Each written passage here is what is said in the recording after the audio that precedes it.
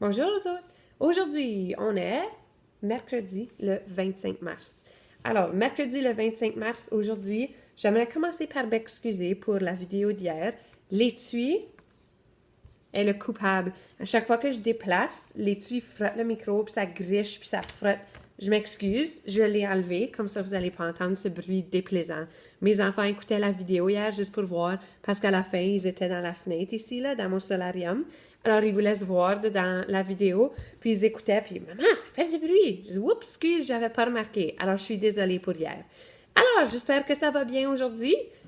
Aujourd'hui, je vous présente quelques petites nouvelles choses. Alors, j'aimerais commencer par vous dire que si vous n'avez pas regardé, vos parents ont reçu un courriel de M. Simon dans lequel il y a un défi d'exercice pour chaque jour de ces 3 semaines de période d'isolement.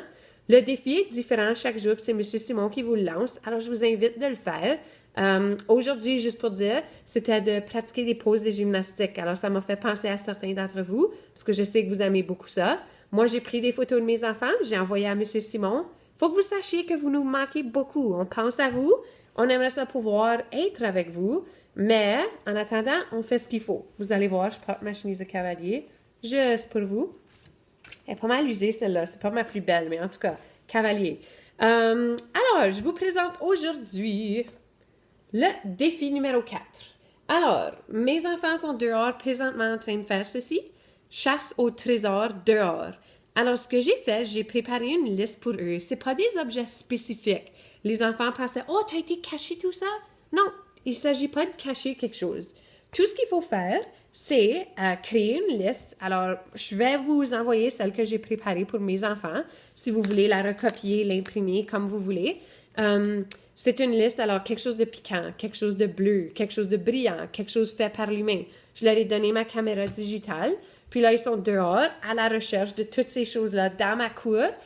Ils doivent en prendre une photo et quand ils vont entrer, on va pouvoir regarder les photos pour chacun des items de la liste. Alors, ça t'encourage d'aller dehors, puis il fait beau soleil en ce moment, alors ça fait du bien.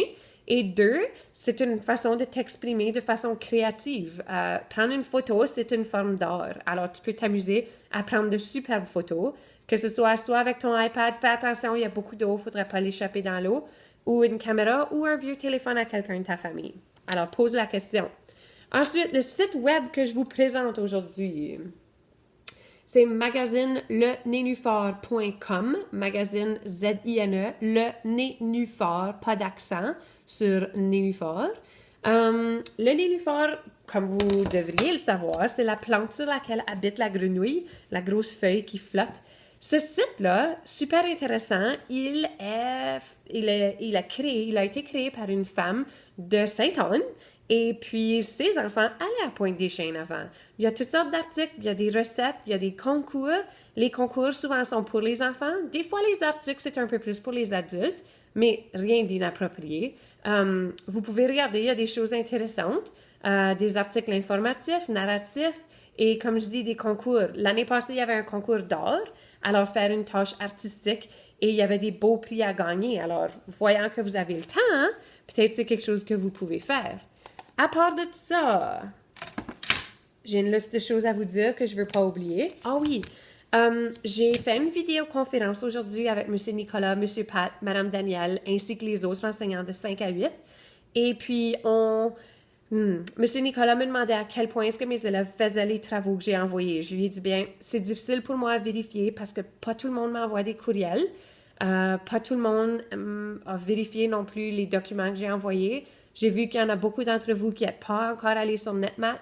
Je vous répète, c'est super important d'être en train de faire du travail en ce moment. Vous n'êtes pas en vacances. La semaine prochaine, vous serez en vacances. Vous pourrez abandonner l'horaire, tout ce qu'on vous suggère pour une semaine, mais après ça, après la pause du printemps, on se remet au travail. Alors, c'est votre responsabilité, la responsabilité de vos parents de faire certain que vous faites ce qu'il faut. Puis de mon côté, j'essaie de vous aider à vous donner des tâches qui vont savoir stimuler vos cerveaux. On ne veut pas pourrir. Hein? Grouille ou rouille, ben c'est la même chose pour ton cerveau. Alors, si certains d'entre vous n'avez pas d'ordinateur pour faire des travaux, pour imprimer des choses comme ça, faites-moi savoir. Envoyez-moi un courriel, puis on va voir ce qu'on peut faire. OK? L'autre chose, Ah oui, maths et fractions. Vous allez voir, je vais vous envoyer une recette de pain aux bananes que j'ai préparée. Je m'apprête à manger mon goûter. Alors, vous allez recevoir pain à la banane. C'est une recette. Pourquoi une recette? Bien, ça va être ça vos mathématiques. Introduction aux mathématiques de la journée. Quand on prépare une recette, il y a beaucoup de fractions. Je vous ai dit que c'est ce qui s'en venait en classe. Alors, j'aimerais ça que vous essayiez de penser à des moments dans votre journée où vous utilisez des fractions. Moi, je me suis dit certainement quand je fais de la cuisson. Donc, j'ai préparé un pain à la banane. Et c'est cette recette-là que je vous envoie. C'est la même recette de celui que moi, je vais manger. Préparez-le avec vos parents ou si vous êtes assez vieux et ils font confiance avec un grand frère ou une grande sœur, préparez un bon pain à la banane et pensez à moi en le mangeant. Pour or, je vous propose une tâche. Je sais que j'ai dit de faire le projet Patronus, mais si tu n'as pas ce qu'il faut, je te présente un projet que j'appelle monochrome. Monochrome, il s'agit de choisir une couleur que tu aimes ou une couleur peu importe. Et puis, tu vas fouiller dans des revues ou dans des papiers journaux. Ça, c'est la liberté, OK? Vous savez, moi, j'ai choisi violette. On sait pourquoi. Alors, je me suis amusée hier avec Amy. On a commencé à découper des retailles de tout ce qui était violet.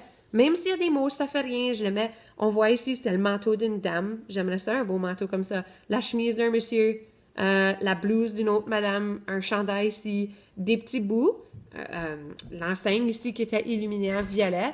Alors, si vous pouvez, choisissez une couleur, trouvez un papier journal ou des revues, découpez. Et l'idée, moi, j'ai pas fini. Évidemment, je devrais voir aucun blanc. Il devrait y avoir du violet absolument partout sur ma page. Alors, monochrome, c'est une autre tâche que vous pouvez faire. Et puis, prenez une photo. Envoyez-moi ça quand vous avez fini. À part de ça, c'est pas mal ça pour aujourd'hui. Un petit rappel qu'en français, assurez-vous d'écrire dans votre journal d'écriture. Je vous ai lancé des idées.